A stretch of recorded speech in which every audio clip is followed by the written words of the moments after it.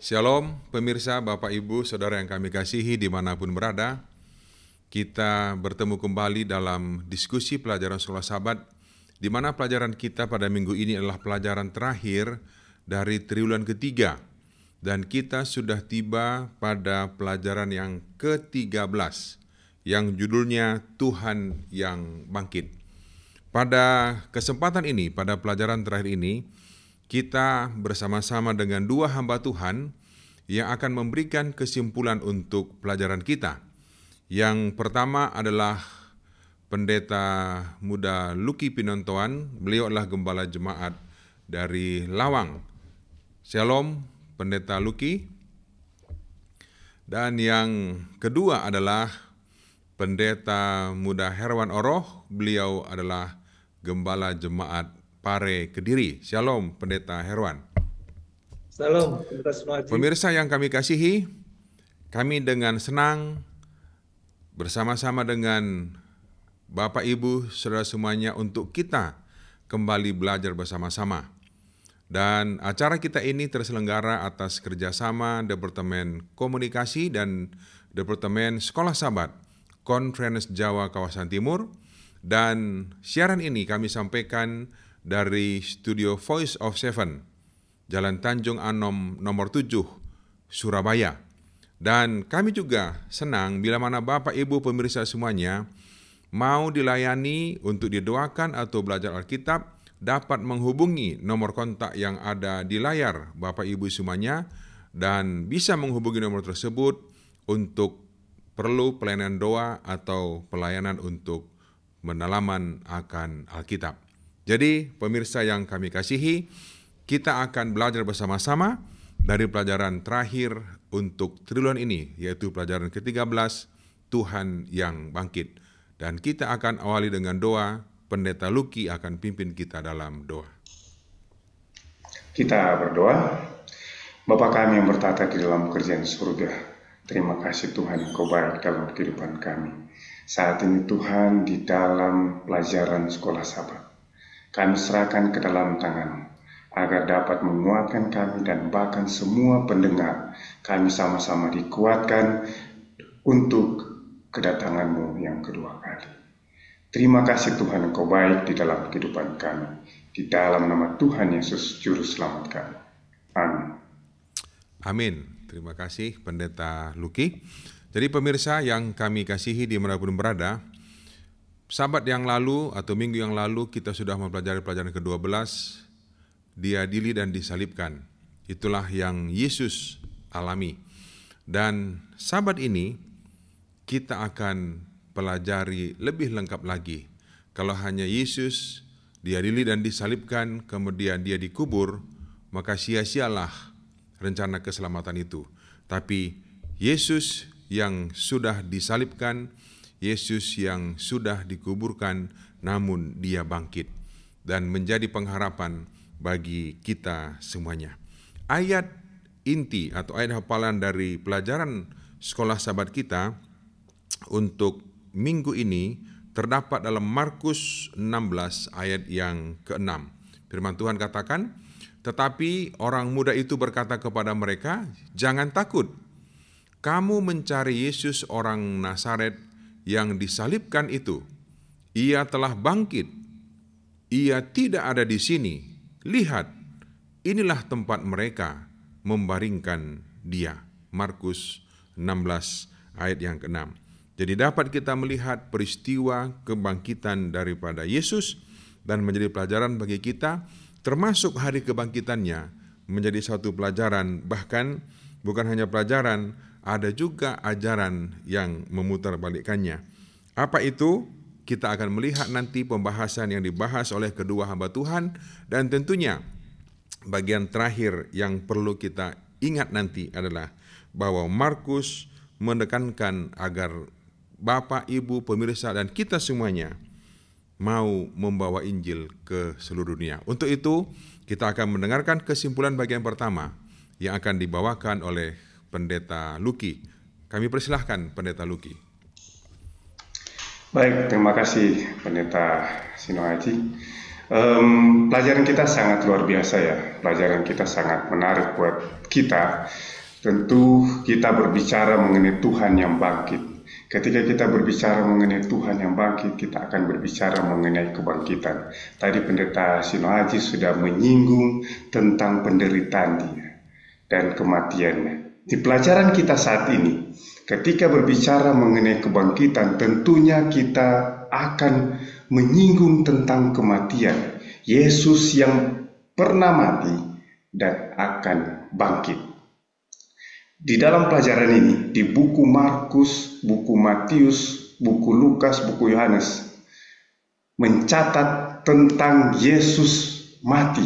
Dia mati pada hari persiapan. Yesus mati pada hari persiapan. Matius pasal 27 ayat 62. Keesokan harinya, yaitu hari sesudah hari persiapan, datanglah imam-imam kepala dan orang-orang Farisi bersama-sama menghadap Pilatus. Markus juga pasal 15 berbicara mengenai ketika sementara itu hari mulai malam dan hari itu adalah hari persiapan, hari menjelang hari Sabat. Jadi ketika Yesus mati, dia mati pada hari persiapan, atau dengan kata lain dia mati pada hari Jumat sore. Dan di sini dibilang dalam Lukas pasal 23 ayat yang ke-56, dan setelah pulang mereka menyediakan rempah-rempah dan minyak mur, dan pada hari Sabat mereka beristirahat menurut hukum Taurat. Rupanya saudara-saudara, sebelum kita menyinggung mengenai Yesus itu bangkit, Yesus memberikan sebuah peringatan lagi. Dia mengingatkan kembali kepada kita bagaimana pentingnya sebuah istirahat. Ketika Yesus mati pada hari persiapan, dia beristirahat pada hari Sabat. Dia mati di hari Sabat. Yesus ada di dalam kubur. Dan ini bukan hanya sekedar informasi, tetapi mengingatkan lagi kita bahwa pentingnya rupanya hari Sabat itu. Dan ketika Yesus mati dan perempuan-perempuan, wanita-wanita ini membeli rempah-rempah pada Sabtu malam, tentunya pas pada paginya ketika mereka datang, mereka melihat Yesus tidak ada di sana. Di dalam pelajaran kita menekankan, walaupun ada beberapa orang berpikir tentang pengudusan hari Minggu, tetapi di sini menekankan bagaimana menguduskan hari Sabat. Nah, terlepas daripada itu, oleh karena pembahasan kita fokus kepada sebuah kebangkitan, ketika perempuan atau wanita-wanita ini mereka datang, mereka melihat bahwa Yesus tidak ada di sana. Dan Yesus bangkit. Yesus bangkit pada hari Minggu. Saudara-saudaraku, beberapa pemikiran kita mengenai pengudusan hari Minggu, ini adalah penguatan buat kita bahwa Yesus yang pernah mati, dia juga yang pernah bangkit. Jadi, kebangkitan Yesus di pelajaran saat ini menekankan bahwa kita harus bersukacita bahwa Yesus itu pernah bangkit. Bahwa ada pengharapan buat kita bahwa Yesus yang pernah mati, dia pernah bangkit. Dalam Roma pasal, ketika Roma pasal yang ke-6 ayat 4, dengan demikian kita telah dikuburkan bersama-sama dengan dia oleh baptisan dalam kematian, supaya sama seperti Kristus telah dibangkitkan dari antara orang mati oleh kemuliaan Bapa, demikian juga kita akan hidup dalam hidup yang baru. Saudara-saudaraku, pemirsa yang mendengar pelajaran ini, bahwa kita mempunyai pengharapan Yesus telah bangkit. Terpujilah Allah dan Bapa Tuhan kita Yesus Kristus, yang karena rahmat-Nya yang besar telah melahirkan kita kembali oleh kebangkitan Yesus Kristus dari antara orang mati kepada suatu hidup yang penuh pengharapan.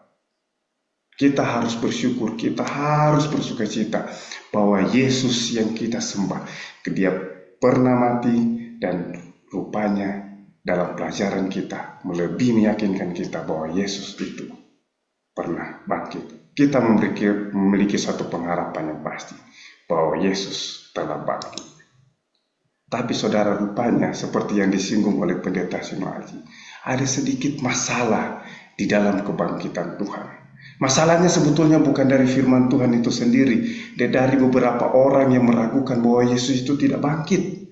Yesus itu hanya kepercayaan beberapa orang saja bahwa Yesus itu tidak bangkit. Di dalam Markus pasal 16 ayat 7, tetapi sekarang pergilah, katakanlah kepada murid-muridnya dan kepada Petrus, ia mendahului kamu ke Galilea, di sana kamu akan melihat dia seperti yang sudah dikatakannya kepadamu. Ada informasi kepada muridnya bahwa pergi, lihat, Yesus ada di sana.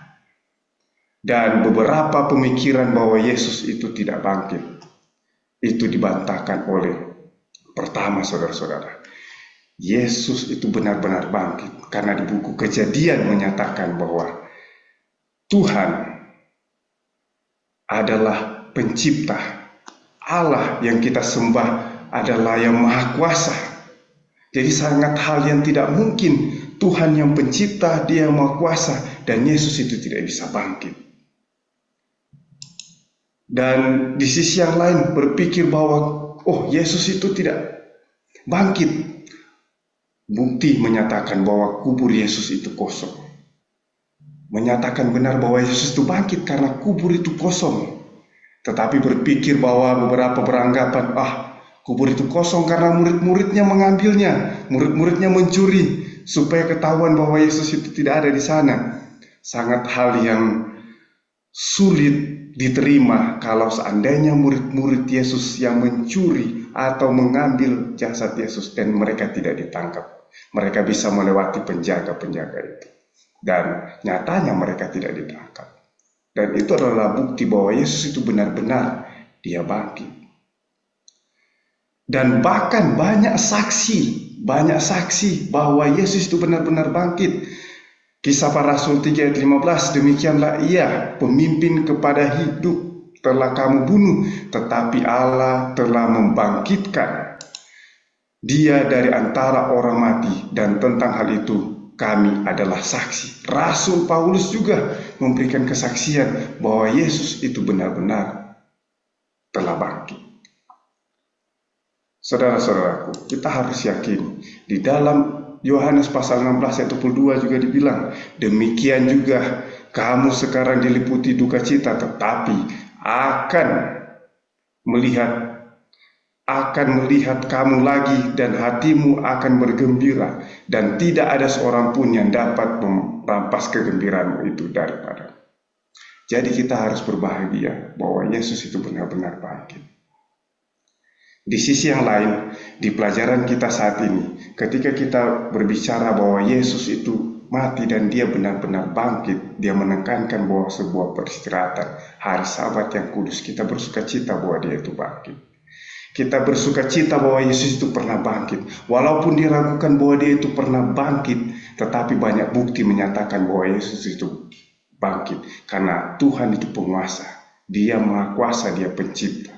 Kubur yang didapati kosong, Yesus benar-benar bangkit. Dan hal ini menjadi kekuatan buat kita, bahwa ketika wanita-wanita itu mereka datang, mereka melihat kubur itu kosong, mereka bertemu dengan malaikat itu. Dan di buku Alfa Omega jilid yang ke-6 halaman 441 dibilang, wanita-wanita yang telah berdiri di sisi salib Kristus menunggu dan memperhatikan berlalunya jam-jam hari Sabat, pada hari pertama dari pekan itu, pagi-pagi benar, mereka menuju ke kubur sambil membawa rempah-rempah yang mahal harganya untuk mengurapi tubuh juru selamat. Mereka tidak memikirkan tentang ia bangkit dari antara orang mati.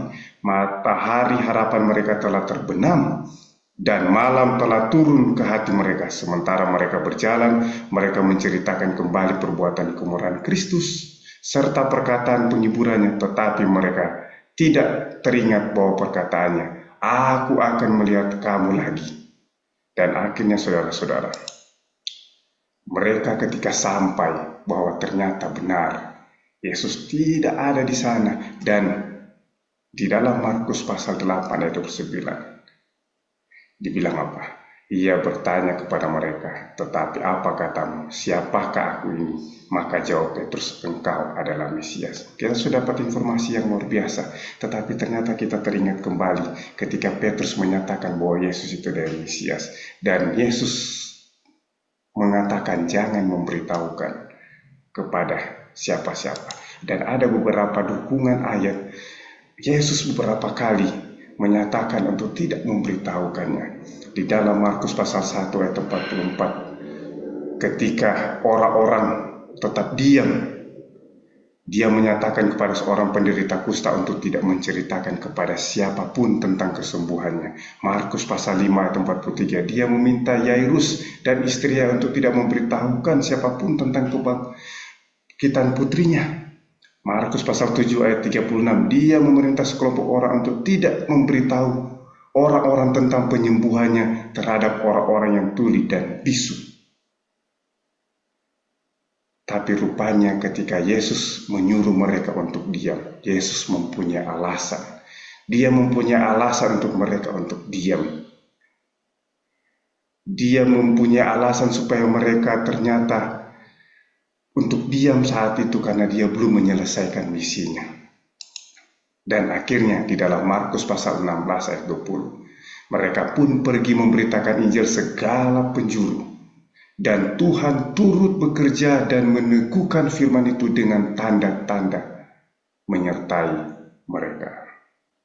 Saudara-saudara, jadi pelajaran inti yang saya sampaikan bahwa ketika kita percaya ketika Yesus mati, benar-benar Yesus itu bangkit. Ketika Yesus bangkit, dia menekankan ternyata pentingnya sebuah pengudusan itu. Tetapi kita harus bersuka cita ketika Yesus bangkit. Walaupun diragukan kebangkitannya, tetapi di bagian akhir ini, ketika pada saat Yesus suruh murid-muridnya untuk diam, saat ini dia menyuruh kita semua untuk pergi dan sampaikan Injil itu, bahwa Yesus itu benar-benar telah bangkit.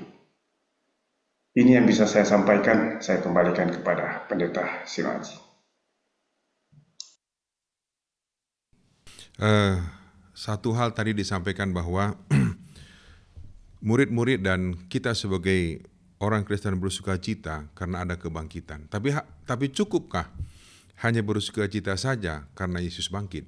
Tentunya masih ada hal yang lain yang ingin pelajaran ini sampaikan kepada kita, ingin penulis bagikan bagi kita, dan hal ini akan ditambahkan oleh Pendeta Herwan Oroh untuk melengkapi kesimpulan daripada pelajaran kita untuk pelajaran minggu ini. Silahkan Pendeta Herwan. Baik, salam Bapak Ibu Saudara-saudari, pemirsa yang dikasihi Tuhan di rumah atau di tempat kerja. Tentunya kita dapat menyambung kembali pelajaran sekolah sahabat yang pada saat ini saya akan berfokus pada pelajaran hari Rabu sampai Jumat dengan judul menampakkan diri kepada Maria dan lainnya, dan pergilah ke seluruh dunia, dan juga kesimpulannya. Tentunya topik pada hari ini berbicara tentang menampakkan diri kepada Maria dan yang lainnya, sebagaimana Markus 16 ayat 9 sampai 20 memberi kepada kita satu penjelasan bahwa Markus 16 ayat 9 dan 20 menambahkan detail penting dalam kisah kebangkitan Yesus. Hampir seluruh isi bagian ini memiliki paralel dengan bagian yang lain dalam perjanjian baru. Seperti Maria Magdalena melihat Yesus dikubur dalam Matius 28 ayat 1 dan seterusnya. 2 orang melihat Yesus di wilayah perdesaan dalam Lukas 24 ayat 13 dan seterusnya. Juga 11 murid diutus dalam Matius 28 ayat 16 dan seterusnya. Penting untuk kita ketahui siapa saksi pertama kebangkitan Yesus. Tentunya Yohanes 20 ayat 11 sampai 18 menjelaskan bahwa Maria Magdalena adalah orang pertama yang melihat Yesus hidup kembali. Selain Maria, perempuan lain juga melihat Yesus dalam Matius 28 8 sampai 10. Pentingnya saksi perempuan ini adalah karena di Israel kuno, perempuan tidak dianggap memiliki status tinggi sebagai saksi. Jika kisah tersebut dibuat-buat, saksi pertama kemungkinan besar akan disebutkan sebagai laki-laki, bukan perempuan. Fakta ini digunakan oleh para pembela kebangkitan sebagai bukti kuat atas kejujuran kisah tersebut. Nah, pertanyaannya, bagaimana reaksi dari murid-murid Yesus atas berita itu dan kejujuran daripada ceritanya? Para pemirsa di rumah perlu memahami bahwa para murid tidak mempercayai kesaksian daripada Maria. Kemungkinan besar karena kesaksiannya terdengar fantastis. Dan sayangnya karena Maria adalah seorang perempuan. Markus 16 ayat 14 menunjukkan bahwa Yesus menegur murid-murid karena kedegilan hati mereka. Kisah Injil sejak penangkapan Yesus hingga penampakannya setelah kebangkitan melukiskan para pengikut Yesus dalam sudut pandang yang sangat negatif. Mereka melarikan diri, mereka menyangkal, tidak percaya. Ini tidak masuk akal jika kisahnya dibuat-buat. Tentunya sebaliknya, pemberitaan mereka yang berani dari wanita-wanita itu, yang tak tergoyahkan tentang Kristus yang bangkit, serta pengharapan yang ditawarkan kepada semua orang, memberikan bukti kuat akan kebenaran pengakuan mereka. Jadi keberanian para wanita-wanita itu menyebarkan kabar baik, meskipun menghadapi banyak tantangan, menunjukkan keyakinan mendalam mereka atas kebangkitan Yesus Kristus. Dengan ini, pemirsa di rumah dapat lebih memahami dan mempercayai kisah kebangkitan Yesus yang menjadi dasar utama iman daripada Kristen. Seperti yang kita lihat, ada dua pertanyaan penulis yang terdapat di dalam buku pelajaran pada hari Rabu pada bagian bawah. Pertanyaan adalah, bagaimanakah kita dapat melindungi diri kita agar tidak jatuh ke dalam perangkap rohani berupa keraguan dan ketidakpercayaan? Mengapa setiap hari kita harus menghubungkan diri kita dengan Kristus yang bangkit? Baik, mari kita lanjutkan dengan menjawab pertanyaan bagian pertama pada pelajaran hari Rabu. Untuk melindungi diri kita agar tidak jatuh dalam perangkap rohani berupa keraguan dan kepercayaan seperti murid-murid Yesus sendiri, kita dapat melakukan beberapa hal berdasarkan Alkitab. Ya, sebagai contoh, untuk menguatkan iman kita, belajarlah firman Tuhan, membaca, merenungkan dengan rutin. Karena firman Tuhan adalah pedang roh yang dapat melawan segala bentuk keraguan. Juga kita perlu berbaur dengan orang yang percaya. Dengan kata lain, bergabung dengan orang-orang yang seiman di gereja, tidak menjauhi ibadah, memiliki teman-teman yang seiman, dapat memberikan dukungan rohani dan membantu kita tetap kuat dalam iman. Sebagaimana Ibrani 10 ayat 24 dan 25 katakan. Bahkan yang tidak kalah penting, mengandalkan Roh Kudus. Dan kata lain, Roh Kudus menjadi penolong kita. Ia akan memimpin kita dalam segala kebenaran dan memberi penghiburan. Seperti Yohanes 14 dan 26 katakan. Nah, bagaimana dengan pertanyaan yang kedua? Mengapa setiap hari kita harus menghubungkan diri dengan Kristus yang bangkit? Itu karena Kristus sumber kehidupan. Yesus berkata, akulah jalan kebenaran dan hidup. Tidak ada seorang pun yang dapat datang pada Bapa kalau tidak melalui aku. Saya ingin menggarisbawahi Yohanes 14 ayat 6. Dengan menghubungkan diri dengan Kristus, kita mendapatkan hidup yang kekal dan pengharapan yang pasti. Apa itu? Pengampunan, pemulihan kita dapatkan dengan kebangkitan Kristus. Bahwa bukti bahwa dosa dan kematian telah dikalahkan.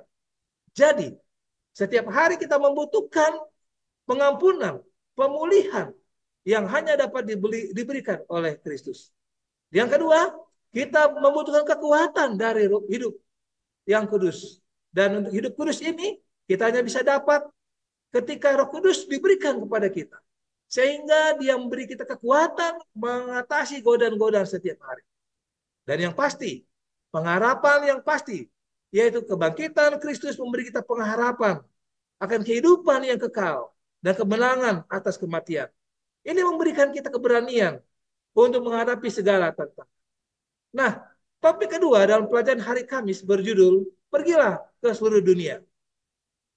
Markus 16 ayat 14 sampai 20, kalau kita baca, ini pesan Yesus kepada murid-muridnya termasuk kita.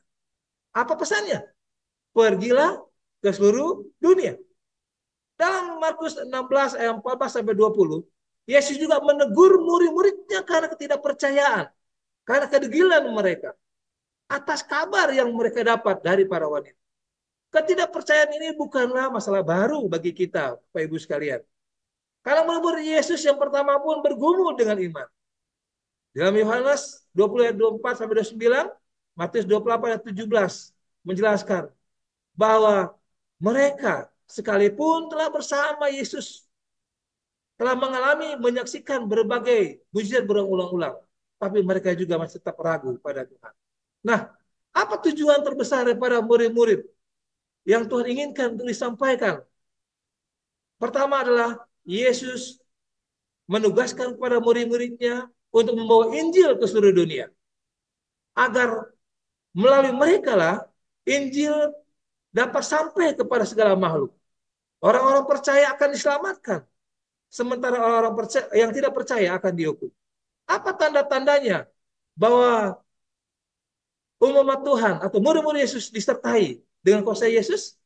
Yesus menjelaskan tanda-tandanya dalam pelajaran kita, mengatakan mengusir setan-setan, berbicara dalam bahasa yang baru, memberikan perlindungan dari bahaya, menyembuhkan orang sakit. Markus 16 ayat 18 tidak mengajar untuk menunjukkan iman dengan merungut ular berbisa. Tetapi Markus 16 ayat 18 menjelaskan tentang bagaimana perlindungan Allah saat seseorang terlibat dalam misi. Tentunya Allah tidak mengajar kita sebagai orang Kristen untuk selalu terlindung dari bahaya. Tetapi dalam setiap keadaan Tuhan minta agar kita sabar, agar menjadi tanda bagi orang yang percaya bahwa kita memiliki kuasa iman. Nah, kenaikan Yesus tentunya ketika dia terangkat ke surga, dia juga menunjukkan bagaimana dia mengalahkan kuasa daripada jahat dengan dia berada di tempat yang tinggi. Di saat yang sama, kehadiran Yesus juga bersama murid-muridnya. Tentunya ketika murid-muridnya diutus untuk pergi ke segala penjuru, mengkhotbahkan kabar selamat, mereka tidak sendirian. Kenapa? Tuhan turut bekerja dan meneguhkan firman itu dengan tanda-tanda yang menyertainya. Markus 16 ayat 20.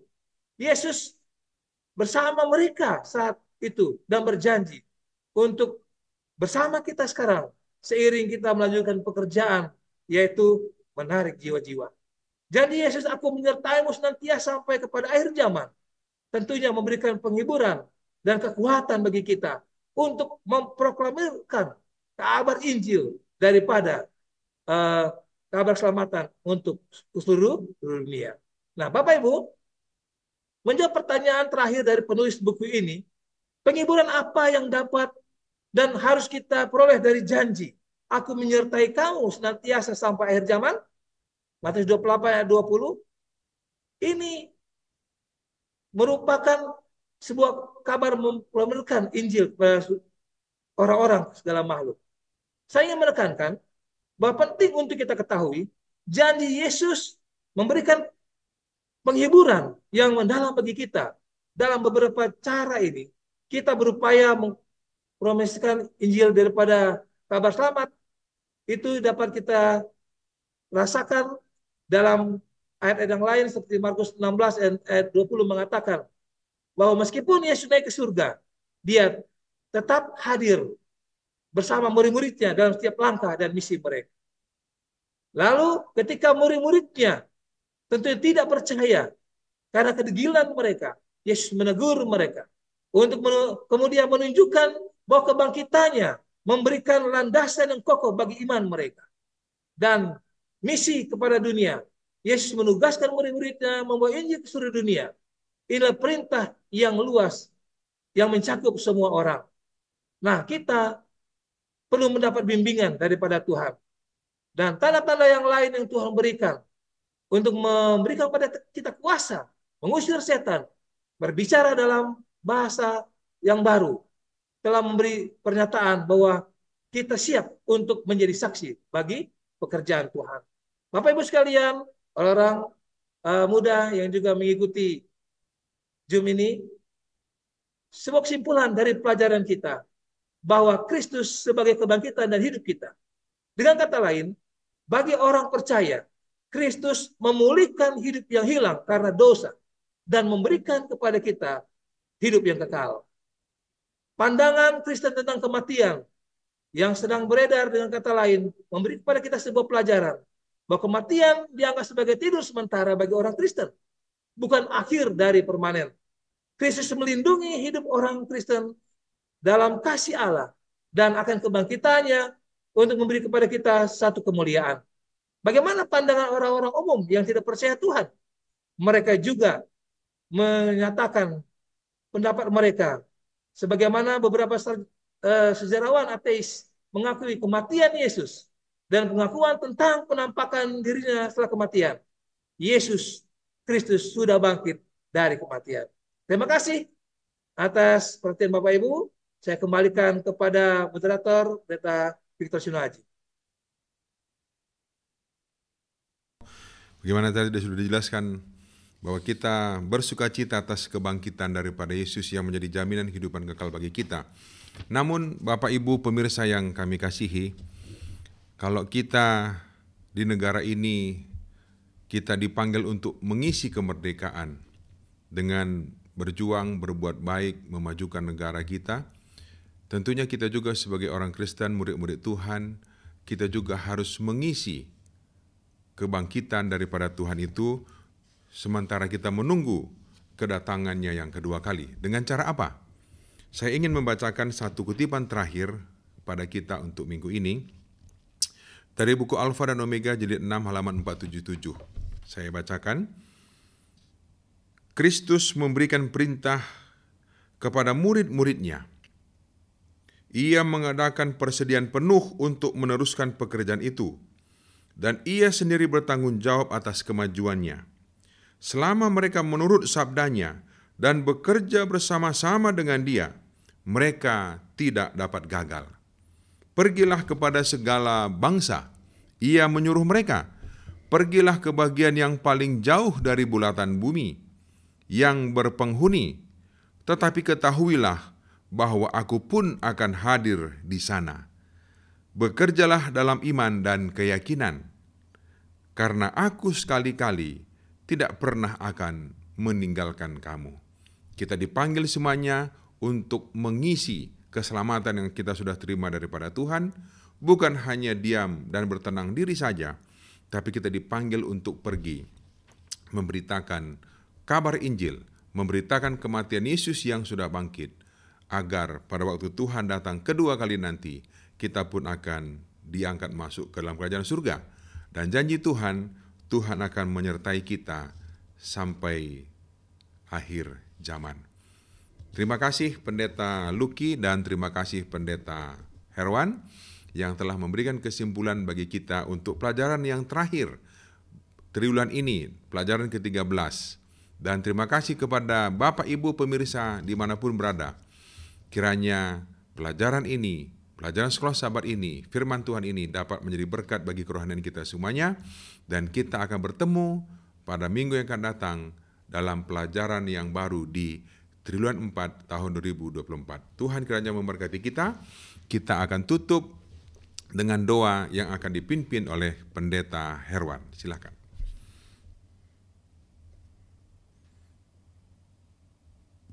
Baik, mari kita bersatu dalam doa. Bapa kami yang bertata di surga, kami bersyukur atas kebangkitan-Mu dan kabar hidup kekal yang Kau tawarkan melalui kematian yang Kau alami. Kabar baik ini menjadi sumber pengharapan bagi kami ya Tuhan, bahwa Engkau ada Tuhan yang hidup, yang memulihkan setiap hidup, yang dimana kami hanya percaya hanya pada Engkau saja. Kami mohon ya Tuhan Yesus Kristus, agar melalui kebangkitan-Mu setiap hari kami boleh menghilangkan keraguan kami terhadap Engkau.